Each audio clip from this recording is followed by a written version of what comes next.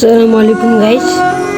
আমি কিভাবে এত কম ছোট একটা ইউটিউবার করলাম এবং কীভাবে ছোটোখাটো একটা ইউটিউবার হলাম সেটার গল্প আজকে আমি এই ভিডিওটি বলবো।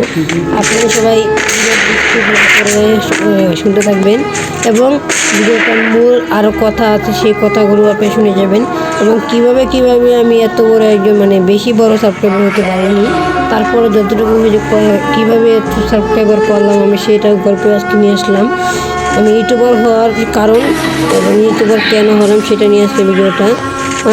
প্রথম দিকে আমি ক্লাস 4 পড়ি। ক্লাস 4 থেকে আমার ইচ্ছা যে আমি একজন ইউটিউবার হব, ভালো মতন গেম প্লে করবো, ভালো একটা মোবাইল কিনবো, কিন্তু সেই স্বপ্ন আর হলো না। ভালো একটা মোবাইল কিনতে পারলাম না, তাই আপনাদেরকে ভালো বেশি একটা গেম প্লে মনে হয় দিতে পারবো না।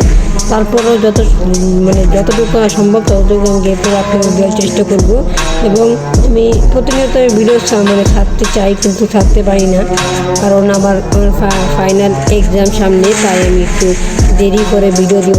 প্লিজ সবাই একটু আমার জন্য দোয়া করবেন যেন পরীক্ষাতে ভালো রেজাল্ট করি, ভালো রেজাল্ট করি। এবং সেটা বাদ, এখন আমি বলবো আপনি কীভাবে আমি ইউটিউবার হলাম। তারপর যখন আমি ক্লাস 5 উঠলাম, এখন বর্তমানে ক্লাস 5-এ আমি কিন্তু ক্লাস 5-এ পড়ি, কিন্তু আবার করোনার জন্য না হলে আমি এখন 7-এ থাকলাম, করোনার জন্য 1 বছর বন্ধ। সেটা বাদ, তারপরে আমার পরে ইচ্ছা ছিল যে আমি একজন ইউটিউবার হবো। তারপরে একটা ইউটিউব চ্যানেল খুললাম। ইউটিউব চ্যানেল খোলার পর প্রতিদিনই আমি ভিডিও ছাড়তাম আগে। এখন আর বেশি একটা ভিডিও ছাড়ি না, কারণ এখন আর কেউ আমাকে সাপোর্ট করে না আগের মতন।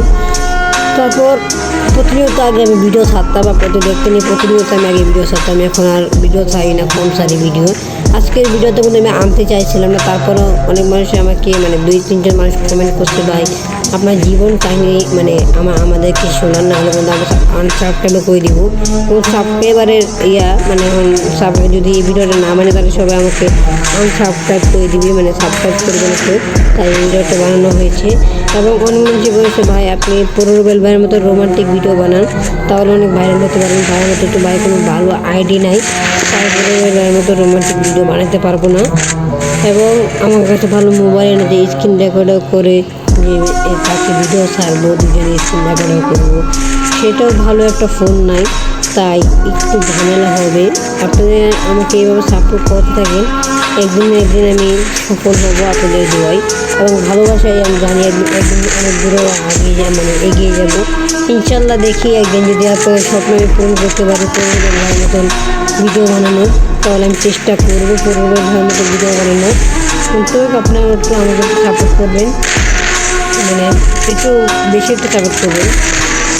এই ভিডিওটা একটু সাবস্ক্রাইব করে দেবেন, না হলে আমার অনেক মুড খারাপ হয়, কারণ একটা ভিডিও বানাতে আমার অনেক দিন লেগে যায়। এই ভিডিওটা কিন্তু আমি আজকে বানানোর মধ্যে এডিট করতে অনেক ঝামেলা, আবার থাম্বনেল বানানো, টাইটেলের যতটা। এই ভিডিওটা সবাই একটু বেশি একটু কপি লিঙ্ক করবেন, সবার কাছে শেয়ার করে দেবেন এই ভিডিওটা, যেন সবাই আমার জীবন কাহিনীটা শুনতে পারে। তারপর ক্লাস 5 উঠলাম। ক্লাস 5-এ আমি একটু বড় ইউটিউবারের স্বপ্নে ছিলাম, কিন্তু মাঝে আবার আমার মোবাইলটা নষ্ট হয়ে গেছিলো, তাই এতদিন 1-2 মাস ভিডিও দিতে পারি নাই এবং আমার ভিডিও কেউ দেখেও না দোষটা। এখন আমাদের ভালো কোয়ালিটি নাই, কারণ ভালো কোয়ালিটি পাবো তো একটু ভালো মোবাইল নেই।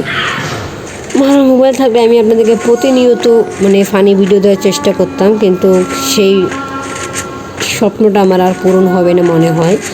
যাক, আমি এখন 5-এ আছি, সবাই একটু আমার জন্য দোয়া করবেন।